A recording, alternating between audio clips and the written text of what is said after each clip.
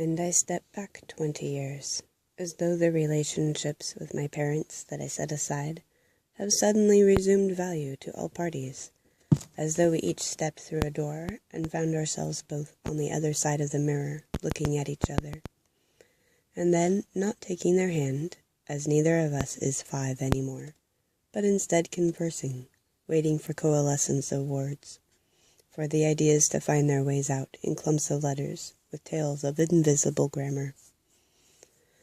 This is the 2nd week of the new cancer care routine with Mom. It is the 3rd year of Dad's rounds with cancer and himself. They each seek to understand the damage that life has caused them, and the damage that they have inflicted on themselves, and what they wish to do about it. They have separate lives and separate places in mind.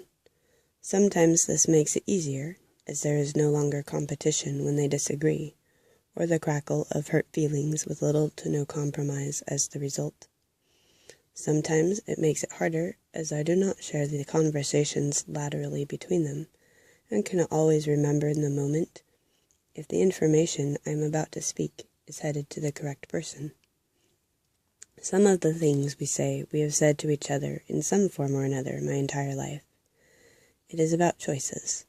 Everything we put in our body changes who we are a tiny bit. Sleep is so important. How many times have I been told each of these as I struggled to grow but avoid puberty? It was a losing battle that the universe and I still have disagreement over.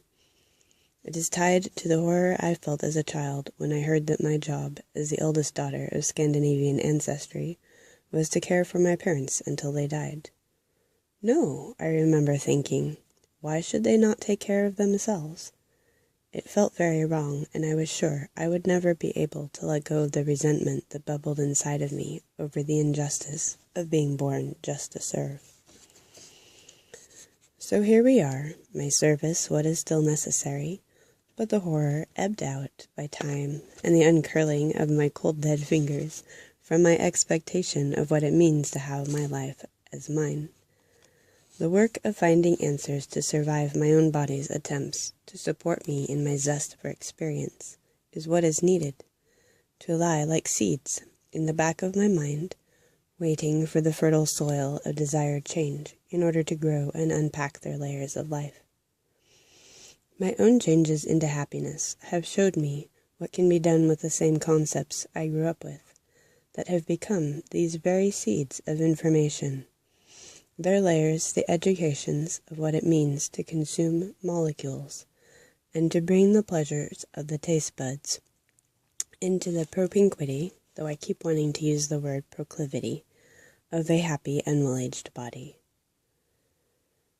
And I step back 20 years, as though the relationships with my parents that I set aside have suddenly resumed value to all parties, as though we each stepped through a door, and then found ourselves both on the other side of the mirror, looking at each other, and then not taking their hand, as neither of us is 5 anymore, but instead conversing, waiting for coalescence of words, for the ideas to find their way out in clumps of letters, with tales of invisible grammar. We may progress, if we will.